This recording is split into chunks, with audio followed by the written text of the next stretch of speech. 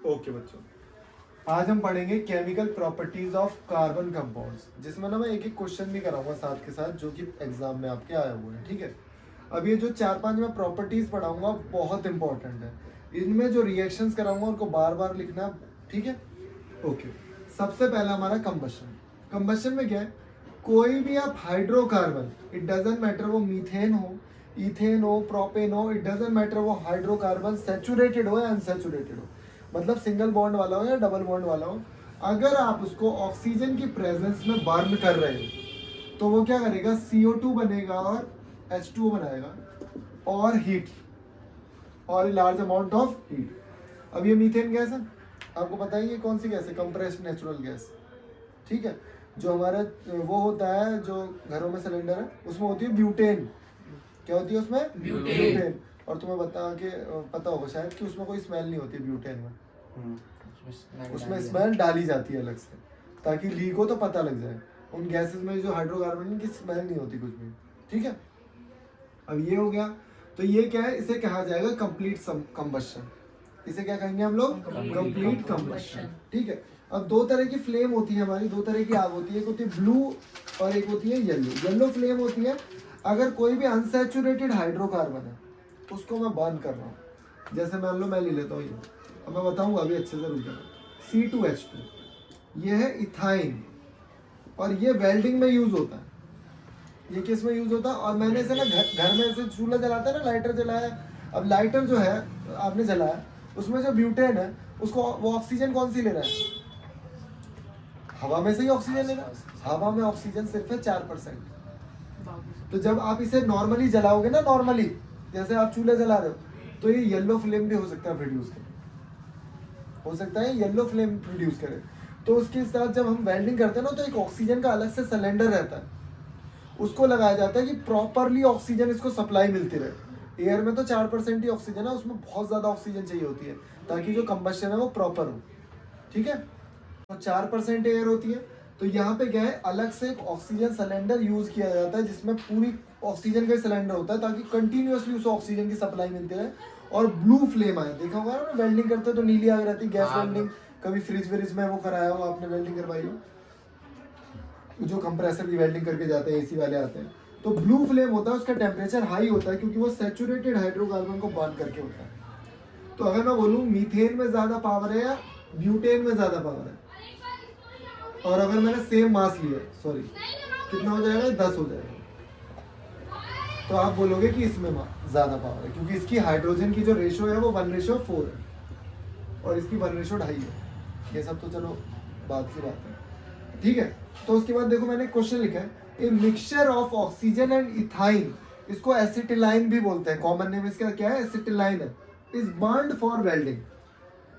Can you tell me why mixture of air and ethyne is not used? क्योंकि अगर मैं mixture of air लेता और ethyne लेता तो एयर में तो मैंने बोला 4% ही ऑक्सीजन है, तो वो कंप्लीटली या फिर सफिशिएंट ऑक्सीजन नहीं है उसके लिए, मतलब कंप्लीट कंबशन नहीं हो पाएगा, वो इनकम्प्लीट कंबशन होगा और येलो फ्लेम प्रोड्यूस करेगा जो कि टेम्परेचर, जिसका भी टेम्परेचर बहुत ज़्यादा नहीं होता। इसीलिए क्या करते हैं, उसको ऑक्सीजन की सप्लाई बहुत ज़्यादा दी जाती है ताकि कंप्लीट कंबशन हो जाए। तुमने भी देखा होगा कि कभी जो चूल्हे में फूकने से ऐसे फूकते रहते हैं ना, तो वो पता है क्या करते हैं? बताओ क्या करते हैं? आग को पकड़ते हैं भैया, हैं? आग को पकड़ते हैं, कार्बन डाइऑक्साइड। बहुत बढ़िया। जैसे ही आग जल रही है, लकड़ी जल रही है, तो लकड़ी छोड़ती है कार्बन डाइऑक्साइड। कार्बन डाइऑक्साइड भारी होती है, वो उसके ऊपर आसपास घूमती रहती है, बाहर के ऑक्सीजन को आने नहीं देती। तो हम फूंक मार के क्या करते हैं, उस कार्बन डाइऑक्साइड को उड़ा देते हैं। वो कार्बन डाइऑक्साइड हटा दी, नई ऑक्सीजन आ गई, तो वो तेज जलने लगता है। तो वो भुट्टे वाले देखा ना, हवा करते रहते हैं, तो वो हवा करते हैं तो तेज जलती है। हमें लगता है हवा से तेज नहीं, वो CO2 हटाई और वो लेके आई ऑक्सीजन आया, तो वो उससे हुआ। ठीक है, ओके। अब हम पढ़ रहे हैं ऑक्सीडेशन, बहुत इंपॉर्टेंट है, बहुत ज्यादा इंपॉर्टेंट। अब इसको पहले तो डेफिनेशन को पढ़ेंगे। Alcohol can be converted into carboxylic acid, मतलब मेरे पास एक एल्कोहल है, डजंट मैटर कोई सा भी एल्कोहल ले लो आप, C2H5OH। इसको मैं कह रहा हूँ ना, इसको याद करना है। जैसे इसने थोड़े फंक्शनल ग्रुप बनाना सीख लिए थे, लेकिन अब बाकियों ने नहीं सीखे तो कोई बात नहीं। अब इस converted into carboxylic acid CH3COOH। अब पता क्या हुआ, यहाँ पे एक ऑक्सीजन थी, यहाँ पे कितनी ऑक्सीजन है? 2। इसका मतलब ऑक्सीजन ऐड हुई है, एयर की ऑक्सीजन से काम नहीं चला तो हमने क्या किया, इसमें ऑक्सीडाइजिंग एजेंट डाले। इसमें क्या डाले हैं भाई? Oxidising agent. जैसे मैंने याद किए बचपन में वैसे ही तुम याद करो, मुझे तो बड़ी इंटरेस्टिंग लगती थी। पोटेशियम डाइक्रोमेट है एंड पोटेशियम परमैंगनेट। तो KMnO4, KMn छोटा है O4, K2Cr2O7, ये दोनों डाले। इसकी वजह से ऑक्सीडेशन हुआ है। अब पूछ लेगा सिर्फ ये write the oxidising agent name या कुछ भी पूछ लेगा, तो याद रखना है KMnO4 एंड K2Cr2O7 क्या है, हमारे ऑक्सीडाइजिंग एजेंट है। ये क्या करते हैं, हेल्प करते हैं ऑक्सीजन देने में उसको। और यहाँ पे एक छोटी सी चीज मैंने छोड़ दी है, यहाँ पे आप लिखोगे प्लस, इस तरीके से लिख सकते हो नेसेंट ऑक्सीजन है जो कि ये प्रोवाइड कराते हैं। ये जो सिंगल वो लिखा है that is called nascent oxygen. मैं ज्यादा डीप में नहीं कर रहा ना, बस इतना ही पढ़ना है आपको, ठीक है। अब हम पढ़ रहे हैं एडिशन रिएक्शन। देखो ध्यान, इसमें क्या होता है, कोई भी अनसैचुरेटेड हाइड्रोकार्बन हो सकता है वो डबल बॉन्ड हो या ट्रिपल बॉन्ड हो, और जरूरी नहीं है उसमें मैं हाइड्रोजन ही जोड़ूंगा, उसमें मैं कोई सा भी एलिमेंट जोड़ सकता हूँ भाई, क्लोरीन भी जोड़ सकता हूँ उसमें, ठीक है। अब वो क्या होगा, उसे कहा जाएगा एडिशन रिएक्शन। लेकिन अगर मैं हाइड्रोजन जोड़ रहा हूँ तो उसे कहा जाएगा हाइड्रोजिनेशन। हाइड्रोजिनेशन क्या है, hydrogen is added to unsaturated hydrocarbon which are more reactive due to the double and triple bond. Double और ट्रिपल बॉन्ड होते हैं जिसकी वजह से वो रिएक्टिव होते हैं और जल्दी से उसमें एडिशन रिएक्शन हो जाता है। अगर आपने नीचे निकल कैटलिस्ट नहीं लिखा, निकल लिख दो, प्लेटिनम लिख दो, तो गलत हो जाएगा, नहीं लिखा था। 273 डिग्री सेल्सियस पे होता है। तो वो क्वेश्चन भी आता है कि मान लो एक एक्स एलिमेंट है, एक्स एक कंपाउंड है जो कि रिएक्ट होता है इन द प्रेजेंस ऑफ निकल and platinum in the heat. Heat में डाल के रिएक्शन होता है, बताओ कहाँ यूज होता है, ठीक है। तो यूज पूछ सकते हैं, एमसीक्यू में आ सकता है। तो याद रखोगे hydrogenation slow the rancidity of vegetable. अब होता क्या, ध्यान से देखिए, सरसों के तेल में जो बूंदी तलोगे उसकी लाइफ थोड़ी सी कम होगी एज कंपेयर टू रिफाइंड में जो बूंदी तलोगे उससे, लेकिन वो हानिकारक है। इसलिए मोस्टली रिफाइंड वगैरह में तली जाती है सारी चीजें, आपने देखा ही होगा, है ना। Saturated fatty acid are harmful for the health. Saturated fatty acid जो मैंने क्या किया, सुन लो पहली बात, ये है तेल, ये है ऑयल, वेजिटेबल ऑयल है, मैंने इसको वेजिटेबल घी में बदल दिया है, मतलब डालडा में बदल दिया। तो ये जो है ना सैचुरेटेड फैटी एसिड जो है ये खतरनाक है बहुत एज कम्पेयर टू दिस, खाने में भी। इसीलिए रिफाइंड तो बिल्कुल ही ब्लॉक कर दो। बाहर तो खाना ही पड़ता है, कभी छोले भटूरे खाने हैं तो खा ले, मन तो करते ही सबका। तो ये क्या है, ये इतने हार्मफुल नहीं है, ये ज्यादा हार्मफुल है, तो उसको अवॉइड करना, ठीक है। तो अब देखो यहाँ है सब्स्टिट्यूशन रिएक्शन। इसमें क्या होता है, देखो ध्यान से बेटा, यहाँ पे क्या है, मेरे पास कार्बन कंपाउंड है, मैंने मीथेन ले लिया। क्या ले लिया, मीथेन। अब क्या किया जाएगा, इसको इससे रिएक्ट करा जाएगा Cl2 से। तो Cl2 से जब रिएक्ट कराया जाता है तो एक टाइम पे एक ही हटेगा और Cl लग जाएगा। मैंने इसके बड़े बड़े लेक्चर्स बना रखे हैं, ये तो रिवीजन चल रहा है ना, सब्स्टिट्यूशन का अलग से लेक्चर बना हुआ, वो नहीं देखना, वो सिर्फ टॉपर्स को देखना होता है।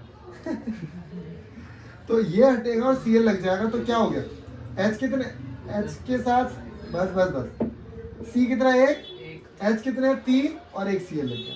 अब फिर दोबारा अगर मुझे सब्स्टिट्यूशन करना है इसमें, देखो ध्यान से, तो फिर दोबारा Cl2 लगाऊंगा, एक Cl हटेगा अब दोबारा से, मतलब एक Cl लगेगा और एक हाइड्रोजन हटेगा। तो सब्स्टिट्यूशन में क्या है, एक हटा के दूसरा लगा देते हैं ना, तो पहले हाइड्रोजन हटाया और Cl लगा दिया, ये बन गया। फिर एक और हाइड्रोजन हटाऊंगा, फिर Cl लगा दूंगा। तो ऐसे CCl3 ये क्लोरोफॉर्म होता है, C से अगले सुखा नहीं है बेहोश कर देते हैं, हाँ, ये क्लोरोफॉर्म, ये है वो क्लोरोफॉर्म, ठीक है। तो सब्स्टिट्यूशन रिएक्शन आएगा जब, तो आप इस तरीके से रिएक्शन लिख दोगे ना, तो टीचर इंप्रेस हो जाता है, ठीक है ना। ओके बच्चों, अब हम बहुत इंपॉर्टेंट रिएक्शन पढ़ रहे हैं, एस्टेरिफिकेशन।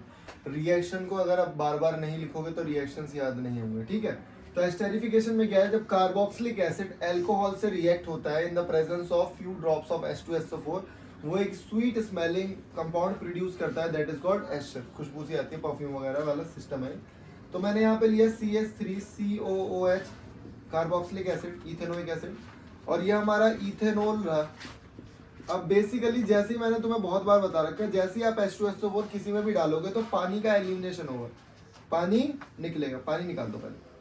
अब दिमाग लगाओ थोड़ा सा, जब आपने यहाँ से पानी निकाला तो ये क्या बचा, CH3CO लिखो यहाँ पे, CH3COO, यहाँ पे C2H5, और इसे बोलेंगे हम ethyl ethyl ethanoate, ethyl ethanoate, noate noate, ठीक है। ओके, तो यही है एस्टर। Okay basic.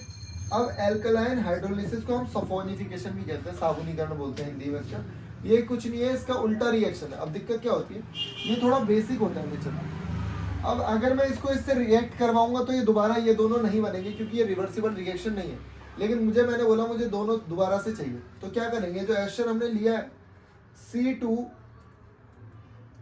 जो हमने एस्टर लिया है, क्या करना है उसको, CH3COO C2H5, इसको हम कर देंगे बेस से एल्कलाइन, मैंने बता दिया ना, एल्कलाइन हाइड्रोलिसिस। ओके, अब क्या होगा, जो OH था वो दोबारा से इस वाले कंपाउंड के साथ जुड़ जाएगा, तो ये बन जाएगा C2H5OH, दोबारा बन गया। और जो ये Na बच गया, ये जो Na बच गया, ये इस वाले कंपाउंड के साथ जुड़ जाएगा, CH3COO Na। तो इसका नाम हो जाएगा हमारा सोडियम इथेनोएट, इथेनोएट। अब ये रिएक्शन ना बड़े घुमा फिरा के आते हैं, ये रिएक्शन बड़े घुमा फिरा के आते हैं। इसका मैंने ऑलरेडी लेक्चर डाल रखा है कि किस तरीके से क्वेश्चन आते हैं।